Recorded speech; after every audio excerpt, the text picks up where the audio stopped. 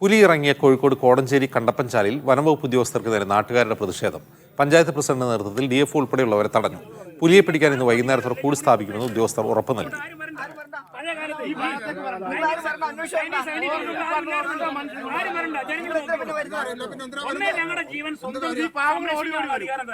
ഞങ്ങളുടെ ജീവൻ സംരക്ഷിക്കാൻ അധികാരം തരും, അല്ലെ നിങ്ങൾ നിയമം പരിപാലിക്കണം. അവരുടെ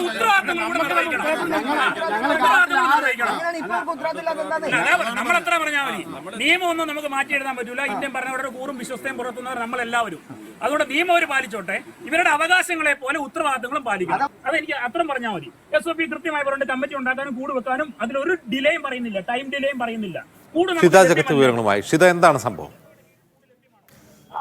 കണ്ടപ്പൻചാലിൽ പല തവണയായി പുലികളുടെ സാന്നിധ്യം കണ്ടെത്തിയിട്ടുണ്ടായിരുന്നു. CCTV ദൃശ്യങ്ങളിൽ ഉൾപ്പെടെ പുലികൾ അവിടെ എത്തുന്നതായി കാണുകയും ചെയ്തു. പക്ഷെ എന്നിട്ടും അതിനെ പിടികൂടാനുള്ള നടപടികൾ ഉണ്ടാകുന്നില്ല എന്നുള്ളതാണ് നാട്ടുകാരുടെയും ഒപ്പം തന്നെ കോടഞ്ചേരി പഞ്ചായത്ത് അധികൃതരും പറയുന്നത്. അതിന്റെ അടിസ്ഥാനത്തിലാണ് ഇന്ന് രാവിലെ എത്തിയ DFO ഉൾപ്പെടെയുള്ള വനംവകുപ്പ് ഉദ്യോഗസ്ഥരെ അവർ തടഞ്ഞു വെക്കുകയും ഇക്കാര്യം ആവശ്യപ്പെടുകയും ചെയ്തത്.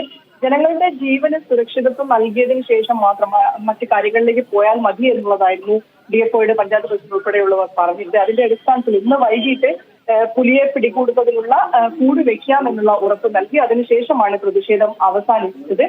അണക്കാമ്പൊയിൽ പവർ പ്രൊജക്ടിന്റെ സെക്യൂരിറ്റി ബിൽഡിംഗിലെ CCTVയിലാണ് പുലിയുടെ ദൃശ്യങ്ങൾ പതിഞ്ഞത്. ജലനിധിയുടെ പ്രവർത്തനങ്ങൾ നടക്കുന്ന സ്ഥലം കൂടിയാണ്. ആ ഭാഗങ്ങളിൽ പുലി എത്തുന്നുണ്ട് എന്ന് വ്യക്തമായിട്ടും വകുപ്പിന്റെ ഭാഗത്തുനിന്ന് നടപടി ഉണ്ടാകുന്നില്ല എന്നുള്ളതാണ് ആരോപണം. ശരി ഷിത.